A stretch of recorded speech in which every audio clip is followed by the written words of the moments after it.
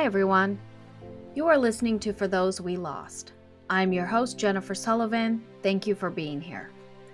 If you've lost a loved one to COVID and would like to share your story on the show, please send me an email. My email address is forthosewelostpodcast@gmail.com. Or you can go to the website, forthosewelostpodcast.com, and click on the contact button and reach me that way as well. This show won't ever have a members area or episodes that you have to pay to listen to, but there are expenses to hosting a podcast.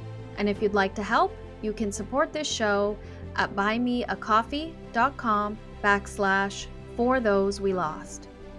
In this show, people share their stories of losing a loved one to COVID.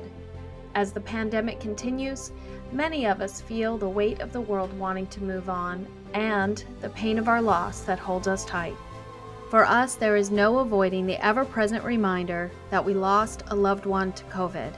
It is with us every day, everywhere. What you hear in each story is grief, sadness, and love. We will more than likely talk about the vaccine and maybe a little bit about politics, and you may not agree. But I hope you'll keep listening. I hope you'll stay to the end of each episode and realize that each person who openly shares here has experienced deep grief over the loss of a loved one. And that's something we will all experience. We all love someone, we will all lose someone we love, and we will all grieve. These are the stories of those we lost to COVID.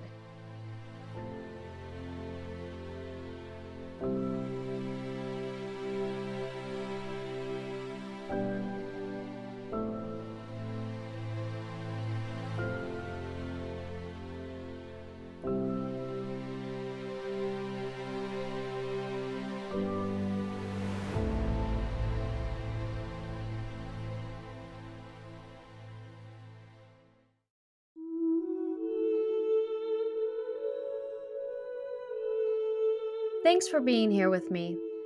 This is episode 20, and I've got a powerful show coming up for you. Today, I'll be talking to Laura in Missouri. Laura lost her mom to COVID in October 2021. When Laura reached out to me, she said she wanted to tell her mom's story to share the humanity behind the pandemic. Laura's mom, Julie Yepsen, was a wife for over 40 years. She was a mother, and she was Grandma Julie to her 6 grandkids.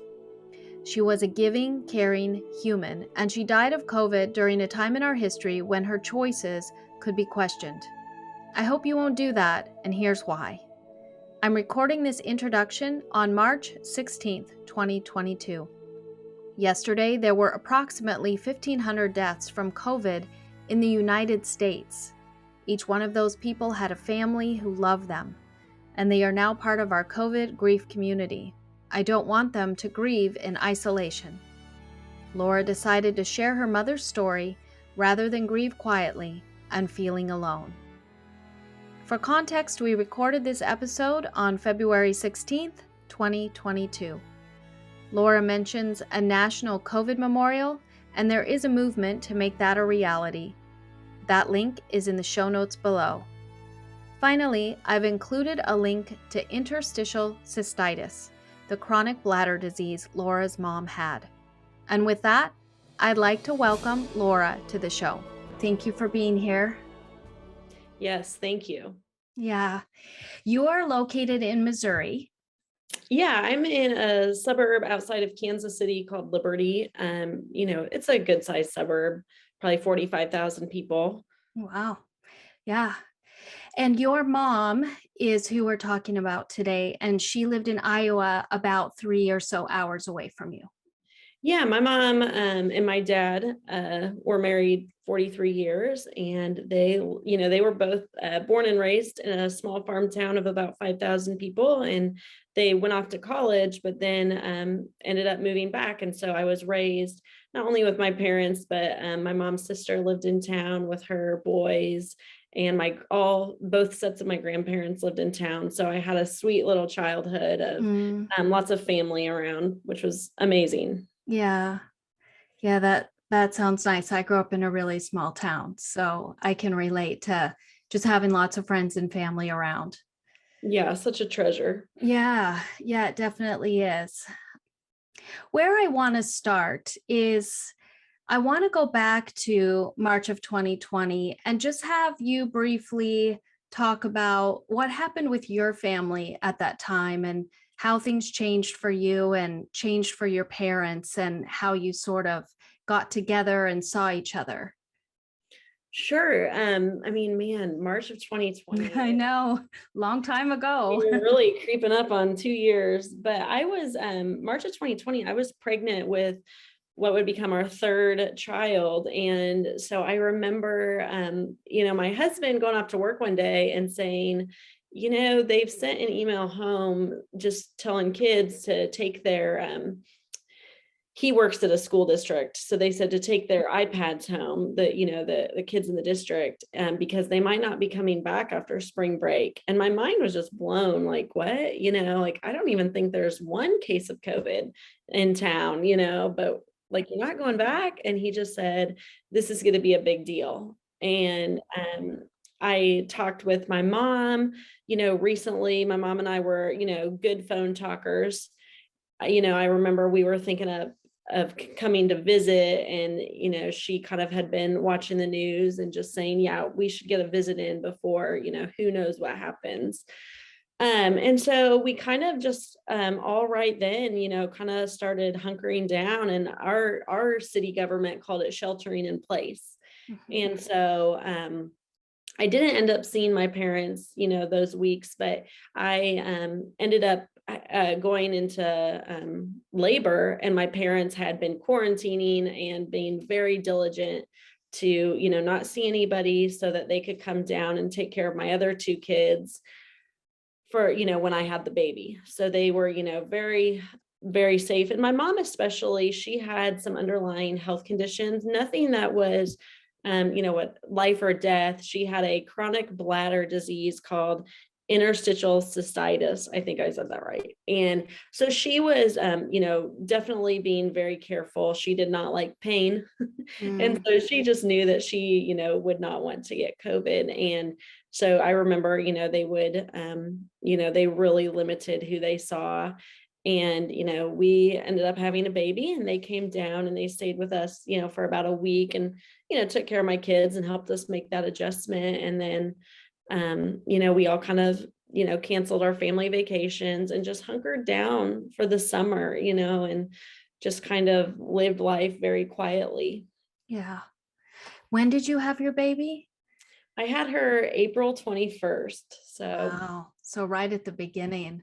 yeah, right at the beginning, like at that point, my doctor just said, we're not going to be able to test you, to find out if you had COVID, but please let us know if you're having any symptoms. Like, even testing at that time wasn't really available to the masses at that point. Yeah. Did you have restrictions at the hospital, like with your husband going in and all that?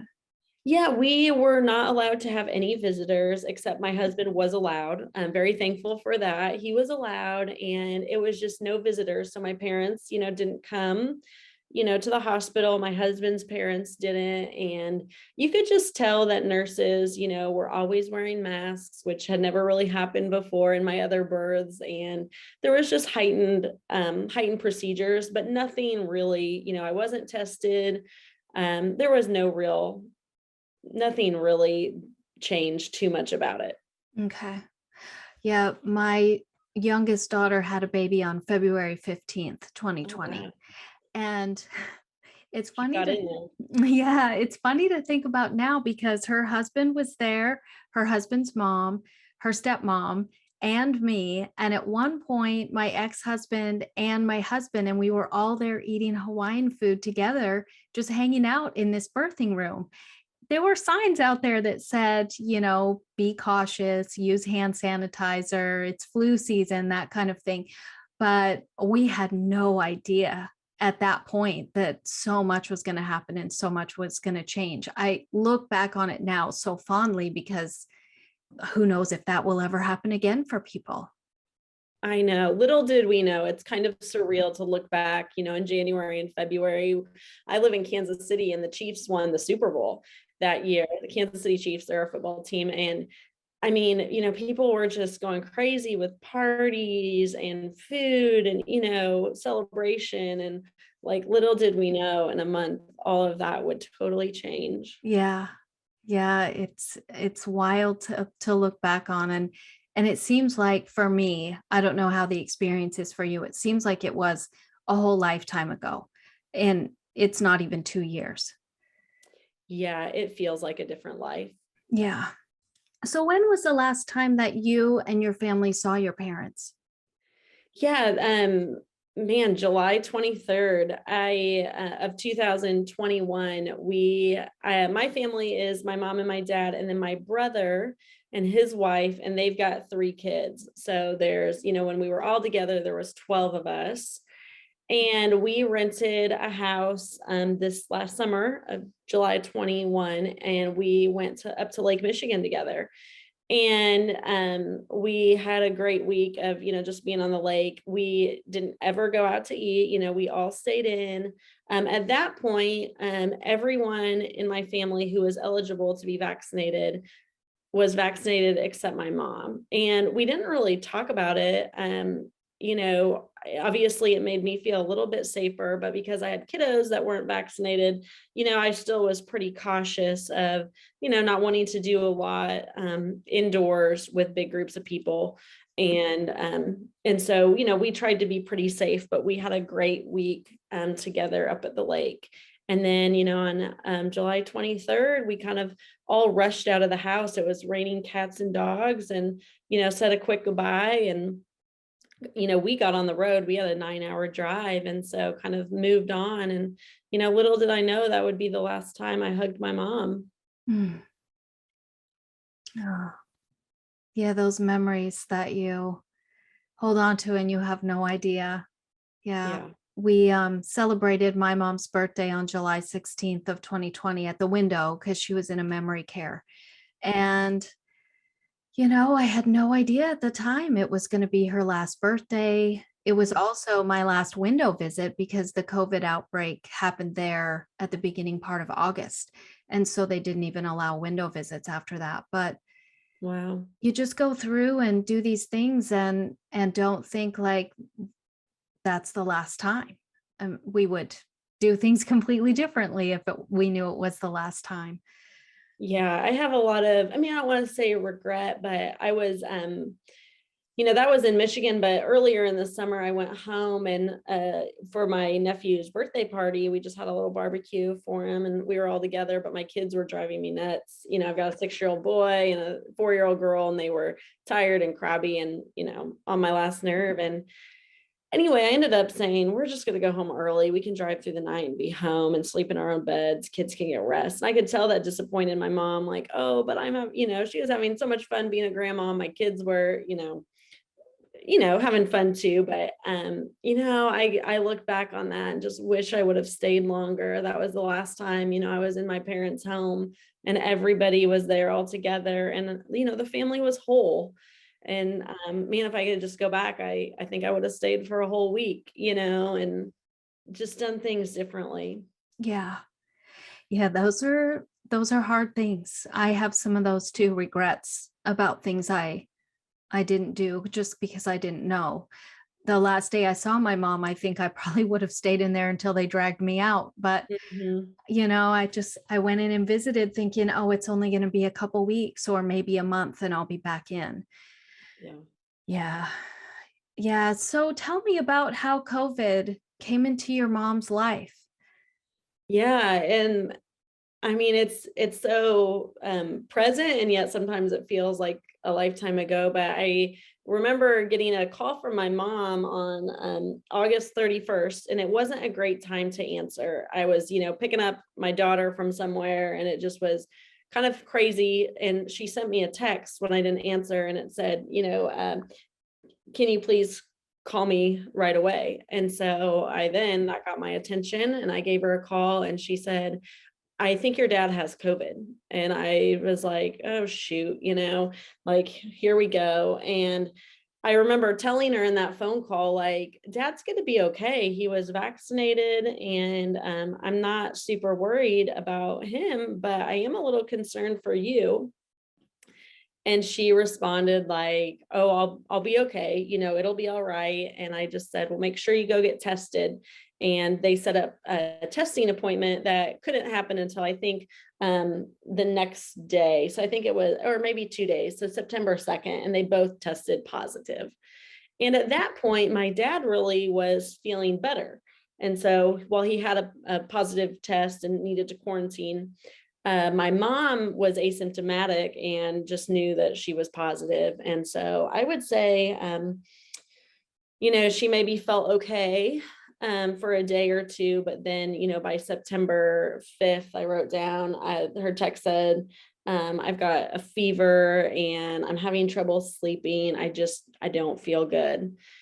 And, we talked a little bit then, and I mentioned, "Do you want to go get some of those monoclonal antibodies?" And she was just kind of resistant to that. And I think just kind of felt like she would hunker down, rest, and recover.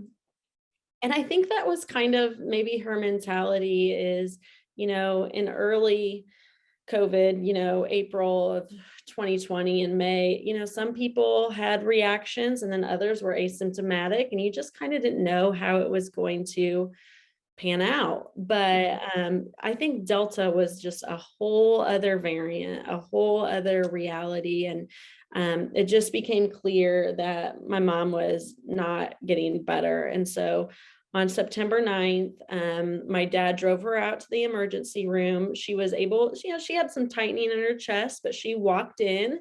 And I personally, when my dad told me she's at the hospital, felt a lot of relief, like, great, let the professionals take care of her. They're going to tell her what to do. She'll do it. She will get better. That was kind of my mentality. My mom was 65 years old. She was at a healthy weight, no real, health issues to speak of, except, a bladder issue. And while I wasn't pleased she was in the hospital, I wasn't panicking or anything. I thought, great, the doctors will, do what needs to be done and hopefully she'll be okay. And, at that point, it just felt like every couple days things just got a little bit worse. And I think in my head, I expected every couple of days we'd see a little bit of improvement. And that wasn't the case, unfortunately. And just felt like it just felt like it wasn't trending in the right direction. And my dad at that point, because she was COVID positive and he was COVID positive, he wasn't allowed to be in the room with her. But after 10 days, so on September 19th, they let my dad come in and he was able to stay in the hospital room with her. And I thought, well, great, this is going to boost her spirits. Like, she won't be lonely. He'll be able to encourage her when she's, trying to prone, lay on her stomach.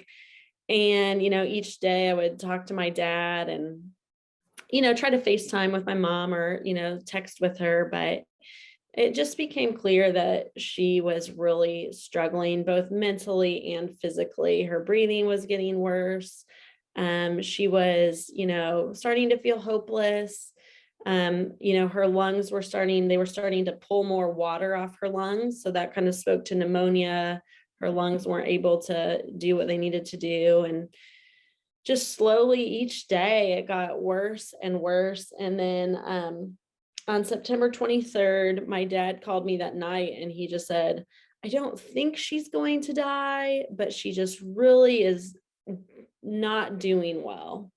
Because I was always trying to gauge, like, what's going on. It's so difficult to, like, really, it's just such a confusing disease. It's such a new disease that you just get a lot of, I don't know, like, I've never seen anything like this from doctors and nurses. And then the next morning he called and he said, "Things aren't good."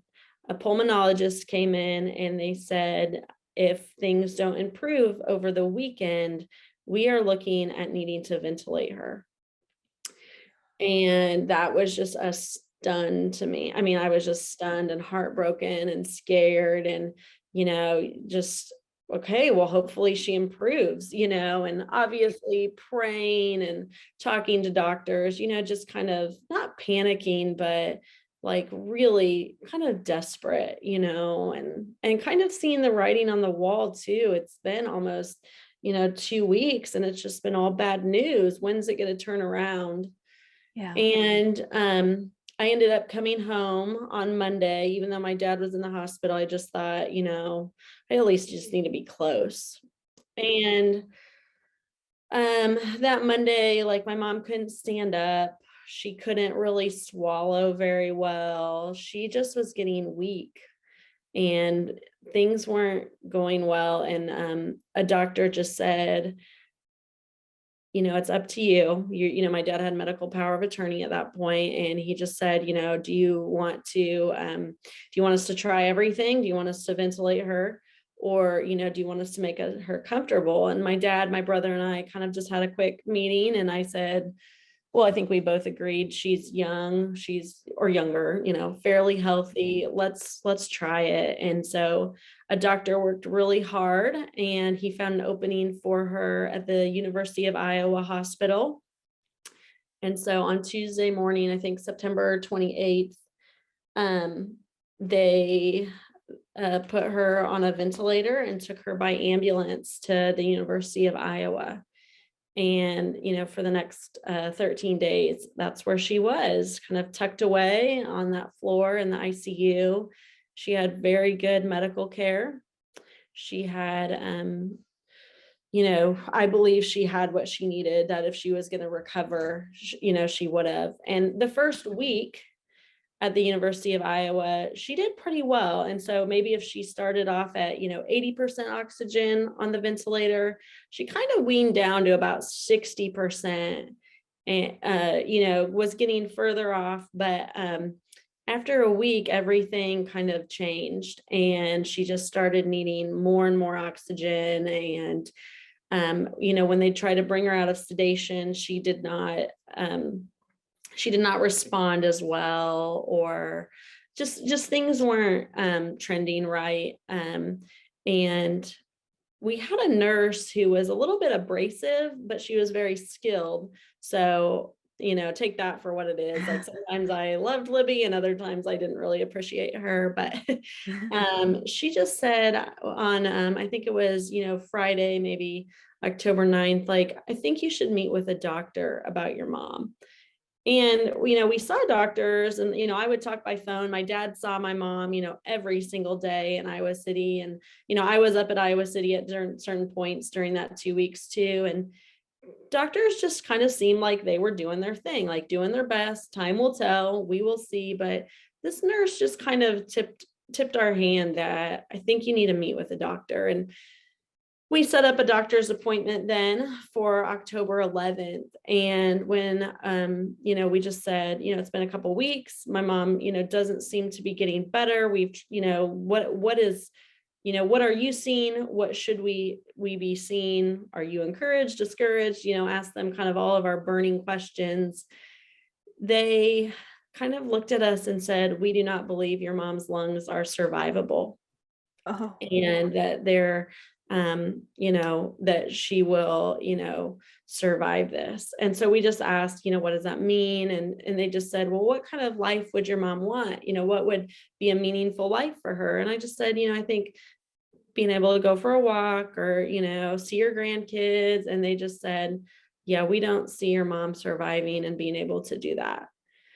And I think in that moment, my dad, my brother, and I just, we crumbled, but we also felt like, okay, because when you put somebody on a ventilator, that they can be on a ventilator for a long time and nobody wants that. Nobody wants their loved one to go through that. And so at some point, you kind of have to say, where is this headed? And that October 11th, it was my 13th wedding anniversary, actually. I felt like we had kind of some confirmation that my mom's lungs were too damaged to really survive. And so the next morning, my dad, my brother, and I, we talked for a long time. And my mom this whole time had been very adamant that she did not want my brother and I to see her. She's told my dad many times, I want them to remember me like I was up at Lake Michigan, full of life, doing all the things, loving our grandkids, you know. And so I really went back and forth. Um, you know, did I want to honor that request, or, did I want to hug my mom and hold her hand when she took her last breath? And really went back and forth, and ultimately made the decision not to go up and hold her hands. The doctor said that they would allow, my brother and I to go up and be with her, but we both, decided not to. And my dad went in the next morning and prayed over her, and played some worship music for her. And my dad said she, took two really weak breaths and then passed on, very peaceful and quietly. But, it's kind of like earth shaking to Mhm. me. What was maybe peaceful in that room was, life changing for me, and it's just hard to believe. Yeah. How do you feel about that decision now? Yeah, I think about it all the time. And I think in some ways it's been hard because, I didn't get maybe a little bit of closure that you get, when you're there and you're together and you're seeing it with your own eyes. I also know that, as a mom, I also can understand, just wanting your kids to remember you a certain way. And, what do I want my kids to remember about me? And yeah, it's not me being on a ventilator. So I really, in some ways, I think it's made the grieving process, maybe a little bit harder. In other ways, I feel like, I have really good memories of my mom, and I don't see her, hooked up to machines or bloated or, struggling. And so some ways I feel peace, but I also know that, it also has been confusing. Yeah. Have you talked to your dad about it at all? Yeah, my dad and I are very close. I would say my dad and I really share similar personalities. We're very verbal. We like to talk. And so even before this, my dad and I have had a very strong relationship and a good bond. And, when my mom was in the hospital, I mean, I talked to my dad probably every 4 hours. And I feel like my dad and I have a relationship where I can really, with tact, ask him about anything. And so I do. I mean, it's helped me a lot. And just, when before she was on a ventilator, when he told me, like, if things don't get better, this is not going to go well. She was still at the county hospital, and he told me then, your mom doesn't want you to see her. I was sitting on my front porch. I have video on the Ring doorbell of this, and um he told me that, and I just said, that feels so selfish to me. Like, doesn't she want to see me? Doesn't she want to hold my hand? Really grieved that, and I wept that night on my front step, taking in that reality that I may never see my mom again. But then I also feel like, life plays out as it does, and you have to look forward, and you can't kind of go back to that. So my dad is very gracious. He's very good at talking about things. He's very good about letting, him and I process things verbally. We do that a lot. I would say I talk to him, almost every day. And, the hard days, I think we're able to comfort each other. And, the good days we're able to, connect. But yeah, it's been, a hard journey for him. Him and my mom dated, starting when they were like 19 or something. And so they have a lot of years and a lot of history together. And, watching my dad lose truly the love of his life, has been a whole other sort of grief that's unfolded. Watching somebody you love hurt is hard. Yeah. Oh, I just had a question and it left my brain. If I think of it, I'll come back to it. So, Were you able to have a funeral for your mom? Yeah, we ended up doing Delta. When my mom passed, Delta was just kind of running wild in the Midwest. And so we elected just to have kind of a graveside tribute. My dad had his pastor come out, and my mom's sister was there with her family, and my brother, my family, my dad's family. He's got brothers and sisters, and so it was pretty small. And we played some worship music and laid her to rest in a beautiful spot. And then we decided that we would have a celebration of life. So that's coming up in April. And so that's more when my mom had a large group of friends, and we've invited them to come to that as well as family, and we'll remember her then. Yeah, at a larger gathering where more people can be there. Yeah. And hopefully it'll be a healthy place where people can be safe. Yeah. I remembered my question, and I don't know if you know the answer to this, but do you think that your mom possibly thought she might make it and that she would see you afterwards, after she was out of the hospital? Yeah, I definitely think she hoped that. And I think that she had a tremendous faith, so I think that she hoped that at that point, October of 2021, I personally, and I would say she personally, didn't know anybody that had died of COVID. We had heard of people. We knew it could be a deadly virus, but personally hadn't known anybody. And so I always thought, like, I don't know anybody who's passed away. Surely my mom is not going to pass away. Like, the one person I know who passes is my mom. That was hard to fathom. So I think we did have great hope. I do think when she started feeling like it was harder to breathe and the illness, set in deeper in her lungs, that fear did come up. I remember receiving a text from her one day. Just, I'd sent her a picture of one of my kids, and she just said, "I hope I get to snuggle her again," and I just kind of thought, yes, stay strong, you will, but I think that she did kind of, well, I know that she came to terms with my dad early on in the hospital and spoke of, the regret that she didn't receive a vaccine, that she chose not to get a vaccine. And so I think she carried that regret with her a little bit, but I don't think, yeah, I think her hope was that she would, come out of the hospital better, obviously. Yeah.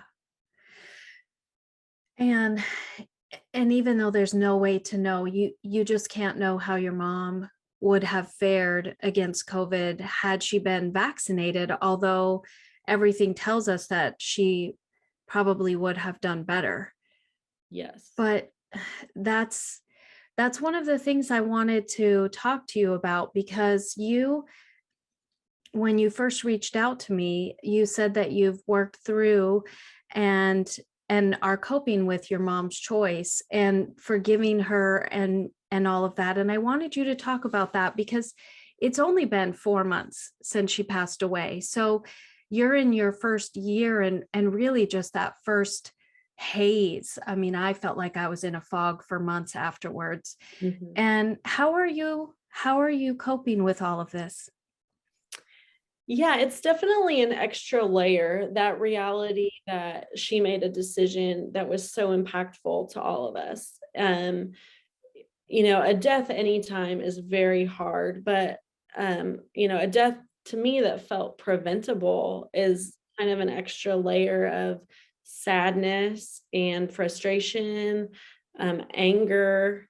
And I mean, yeah, I'm definitely early in grief, but I also feel like, you kind of have to make some decisions about how you're going to respond. And I think knowing that my mom recognized that, she made a mistake and owned that, to me, meant that I was going to offer her forgiveness. That's, my family, we are believers, and part of the gift of, being a believer in Jesus means that, we offer forgiveness, and it's hard to forgive people. And it is hard sometimes for me not to be angry or frustrated, but I do think that, empathy and, just, reminding myself that I too make mistakes. I too have made bad judgment calls. And thankfully, they have not costed me my life yet. And so just knowing that I need that forgiveness too at times, it allows me to want to offer that to my mom. What I have struggled more with at times is shame and embarrassment. I think that, there is just so many layers to the vaccine and so many political layers to COVID that it really takes away from the humanity of, that people die from this disease. People who appear perfectly healthy don't live. And I think I just always have to be careful to choose, um, humanity. And even before, I would say, like, I was, I got vaccinated and I felt great about that, but I kind of knew my mom was hesitant and nervous and not feeling good about the vaccine. And I really couldn't understand that and really didn't agree with it, and frankly felt annoyed. Like, this is so dumb. Like, I don't know, it just felt so silly. My mom was not a Republican. She was not like pro-Trump. I really struggled to understand why she made that decision, but I need to work and have sympathy and empathize, that, her battle with chronic illness, just the reality of having to watch everything that goes into her body so that she wouldn't feel pain, that was a big part of her life, and I don't have that part of my life. And so seeking to kind of walk a mile in her shoes is something that I have to choose to do. I also feel like, I struggle with shame and embarrassment. Even I didn't even tell a lot of people my mom was in the hospital because I thought that they would think, well, I thought, well, is she vaccinated? And then I would have to say no. And then they would say, well, this is preventable, and not really care. They would just think how dumb that she didn't get vaccinated. And I think, I've had to just say that I don't think we as humans are meant to live in shame and embarrassment. I don't think it does anything productive for us. And for me to grieve and to move forward, I just had to own what it was. And it was a costly mistake. And I'm not going to hide. My mom made so many tremendous decisions in her life, so many good decisions. She helped so many people. I mean, I don't want to sum up her life in that she made the mistake and is no longer here. Yeah. Yeah, there was so much more to her than Yeah. that. Yeah. Yes. And I hear what you're saying about how it's so politicized. There's so much with COVID that is so much politics, and there's very differing viewpoints without a lot of kindness in the middle. I really, really hope that as we continue to go into this, because COVID, I don't think is going away, No. that people come into, I guess, the middle, some understanding that every single number, every single person of the over 900,000, Wow. was loved, Yeah. had a family. Your mom was a grandma, and you have kids that you're going to be keeping her memory alive to them, but she's not going to be there to do that. Mhm. And it's a heartbreak. Like, I think there's a good chance my mom would still be alive right now if it weren't for COVID. Right. And And everything with her happened so far before there was even vaccines. And yet I still feel so frustrated by that whole thing of, well, what did they die of? Were they vaccinated? What else was wrong with them? Like it makes their death less important or less of this heavy grief for us.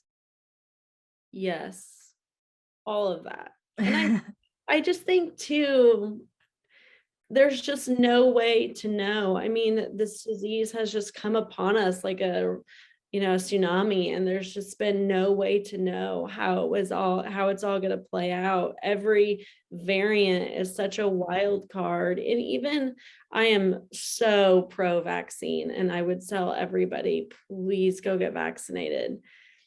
However, vaccines are, struggling to keep up, with this disease as well. It's the way, you will probably have to get revaccinated and reboosted. And so it just, yeah, I think humility and kindness in this politicized culture goes a long way to people who are hurting, to people who, I mean, have mental illness. This pandemic has, I think, kind of humbled all of us in terms of, it's isolated us. It's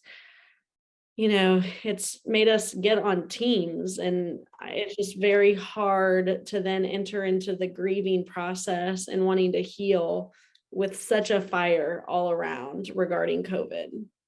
Yeah, have you had anybody react, more negatively when you have talked about your mom?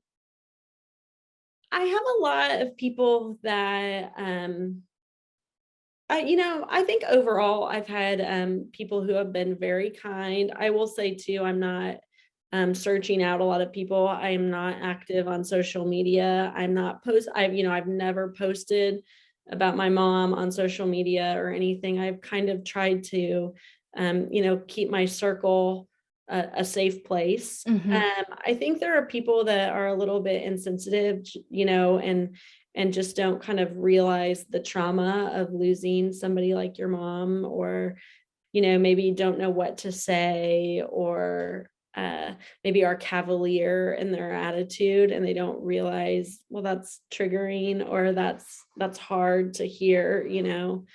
But I also see it in myself that there were times, before I experienced this, where I was a little cavalier and judgmental, and experienced like the frustration of this, or I would say things like, this could all be over if people would just go get vaccinated.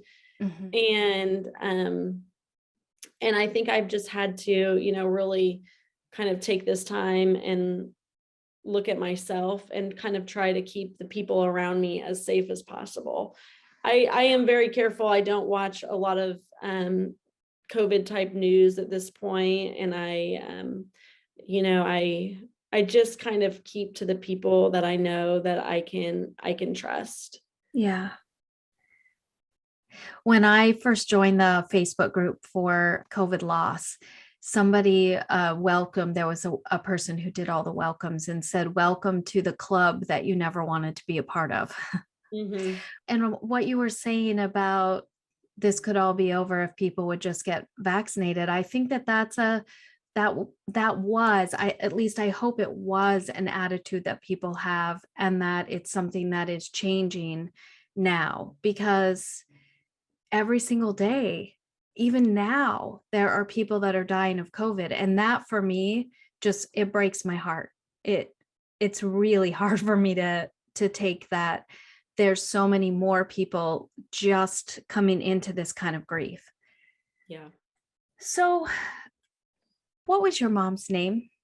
Yeah, my mom was Julia. She went by Julie. So Julie Ann Yepson. And one of the things I want to ask, what's something like, what do you miss the most about her? Yeah, I think I mean, my mom was a really good grandma, and obviously every grandma is great, but my mom had a love for imaginary play. My mom was a special ed teacher until I think kind of around the time I was born. She started staying at home, And she, even then, when she stayed at home with me, was always, she did the children's church at the church we went to. She loved to be creative with kids. And so these 6 little grandkids, I mean, just like they lived for Grandma Julie. And I mean, it's also deeply painful. I can smile and cry, thinking about it. But I just have this memory of like last year. I think both my big kids were home. They were, 3 and 5. And I just remember I told them that morning, Grandpa Tommy and Grandma Julie, they're coming down for the weekend. And my kids waited at the door Oh, good. all day, like just talking about the play they were going to do with their grandma. And as soon as my mom walked in the door, I mean, she loved me, but she was not there to see me. And I mean, she took my kids down to our basement playroom, and I did not see them, until dinner that night. And, my kids talked about playing school with Grandma Julie, and she'd take them through a whole school day. And, my dad would be recruited to be the PE teacher or, something like that. But she just played so hard with her grandkids. And I just don't think I will ever forget that or ever not be touched by that. And I think too, like she was a pretty dynamic woman in terms of she loved to travel, and she loved, I mean, as a believer, she just loved to teach the Bible, and she loved to help people who were poor. She never wanted to be any sort of like society person. She didn't want to, she just wanted to be in relationship with people who were hurting or people who had a hard life and just show love. And so I mean, she was in Uganda in 2019. She helped, an Wow. orphanage there. She went and visited some lepers in India, I think in 2015. She was in Kenya in 2015. She went to Jamaica. My mom and my dad both did foster care while we were growing up. She just really wanted to be a champion for people who had had a hard life. So whether that was alcoholism or going through a hard divorce, or, a single mom that didn't have any money, well, my mom could do childcare for her. She just loved people and wanted to kind of advocate for them. And I just saw her do that in my kids' lives so much when she would they'd be driving me crazy, or they would Mhm. push my buttons. That's when my mom would get them playing steamboat, and they would be on their imaginary steamboat going down the Mississippi River living the dream. And as a mom that's tired and crabby and home all day and in a pandemic and nursing a baby, like I just needed that so much. And so I will just always treasure those memories. And I also don't think I'll ever forget the sadness and the devastation when I told my son, that Grandma Julie he wasn't going to see her again, that we were going to go up and say goodbye to her, and have a little service, but that she had passed away. And I don't think I will ever forget that night, and watching his little world change forever too. Mhm. Yeah, because you have to keep her memory alive for him. I mean, Yeah. oh, yeah. My mom loved being a nana. She was the Yeah. best at that. I think that I wish we could start there, right? Being Yeah. grandparents and then go back. That's probably the better way to do it. I know. Um, so how are things in Missouri right now? Yeah, I mean, Omicron definitely worked its way through, and really, I mean, it felt like everybody, vaccinated or not, was kind of testing positive for a while. Yeah. To this day, I don't think anyone, my husband, my 3 kids, myself, I don't think we have ever had it. But yeah, we kept things pretty tight, over the holidays with just my dad and, just my husband's parents. Didn't see a lot of extended family. Mhm. But yeah, Omicron kind of worked its way through, and now it's really kind of tapering off, which, it has its good and its bad. Obviously, I'm thankful, that we're seeing less of it, but unfortunately, I think that, people's guards get let down and, people stop, wearing their mask or, maybe do a little bit more socializing or start going to concerts. And I think that can be hard or triggering. Like, it's hard when people are ready to move on and you kind of feel stuck, Yeah. and sometimes I feel that way. Like the whole world wants to move on and is ready to travel. And I'm still kind of stuck back in that October place of, wow, this took everything from me. Yeah. Yeah, that new normal. Mm, I have hated that from, well, not hate's a strong word. I haven't liked that since the beginning because there isn't normal. There isn't yeah, normal for you or me or anybody else who's lost somebody to COVID ever again. It takes and then it hurts in this way that's hard to explain to people who haven't felt it. So, yeah. have you sent in your mom's name to any of the memorials or done any of that in any way? I really haven't, and I think I always think about it, and I think that if there was a national memorial, coming up, I know they did the flags, Mhm. and I don't think she'd passed at that point. I think I would want her name, on there or a part. But I haven't really, I listen to this podcast and I've heard about a lot of them through that. I just haven't really pursued it. Some of it is that I don't really know how she'd feel about that.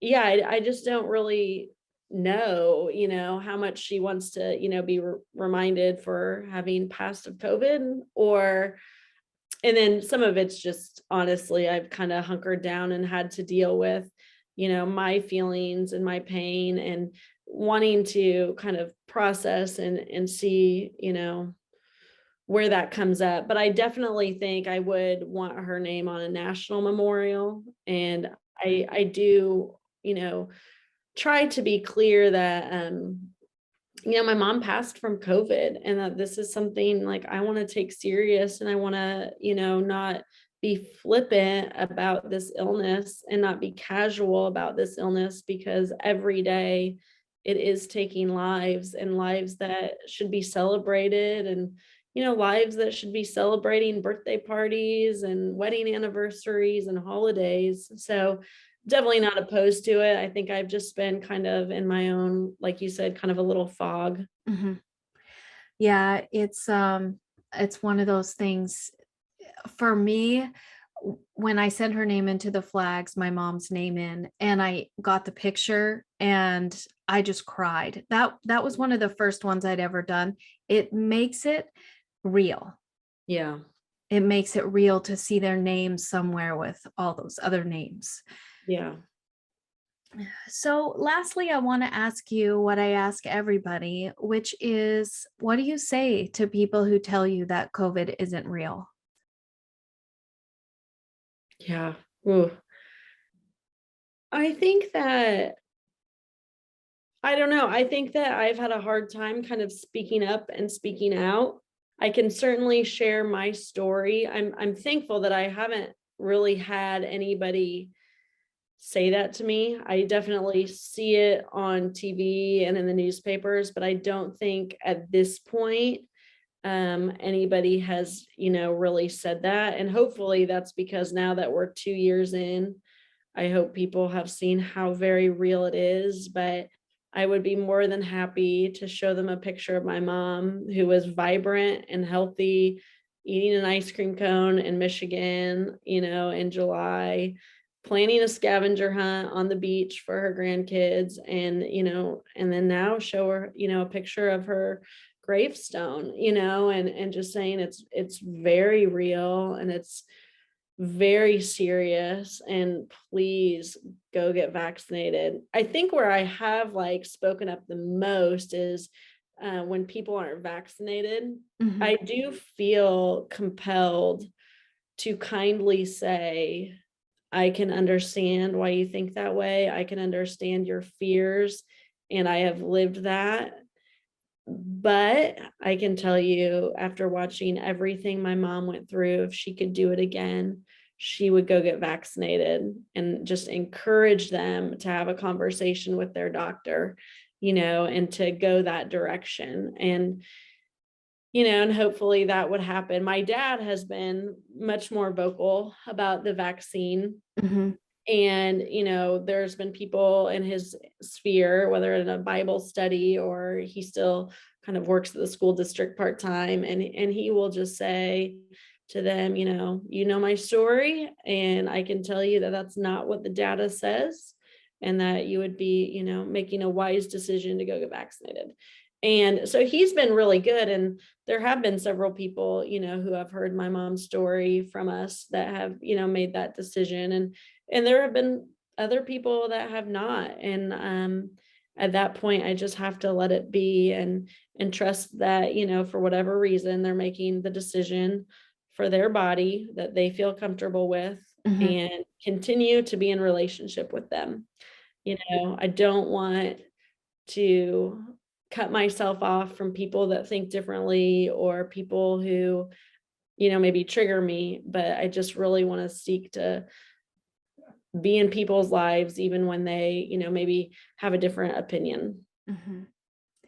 Yeah, if anything, the isolation of the time since COVID started has taught us that our relationships are important. People in our lives are important, and keeping those relationships, Mhm. regardless of differences, it's important. It keeps us connected. Yeah. Well, I want to thank you for sharing your story and your mom's story. I I really appreciate it. I think it's important right now because I feel like a lot of people don't want to talk about it. They don't want to share, and maybe even like you with the shame are not saying anything. But we're all out there. We all have this loss, and I'm so grateful that you reached out to me and wanted to do this. Yeah, I really appreciated it. It feels healing for me in a way. I think not only to honor her and honor what she went through, fighting this virus, but then also to just say, like, to anybody out there that's ever made a decision that they regretted, or to anyone out there that's, maybe not talking about their loved one that they lost and they're grieving in private, that they're not alone. A lot of, they're not alone, you're not alone. And people can be such instruments of peace and hope and healing. And I think continuing to fight for that relationship, even if there is, a level of, shame or embarrassment, to, not let that put a wedge between us, or to, not let that, I don't know, to not live in that place, but to move forward. Yeah. Well, yeah, you are definitely doing that. You are helping a lot of people. I really hope that people who listen to this who have lost someone recently feel like they can talk to their family and their friends and reach out and not grieve all by themselves. Yeah. Yeah. Thank you. Thank you. I really appreciate this. And that's the show, everyone. If you've lost a loved one to COVID and would like to share your story on the show, please send me an email. My email address is forthosewelostpodcast@gmail.com. This show won't ever have a members area or episodes that you have to pay to listen to, but there are expenses to hosting a podcast, and if you'd like to help, you can support this show at buymeacoffee.com/forthosewelost. The link is in the notes below. If you like this episode, please share the show. Share it with your friends, share it on your social media, and once you've done that, rate and review this podcast on your favorite listening platform. And then go rate it on Apple Podcast, because that's where most of our new listeners come from. Ratings and reviews are the main way this show finds new listeners. So please share the show. Until next time.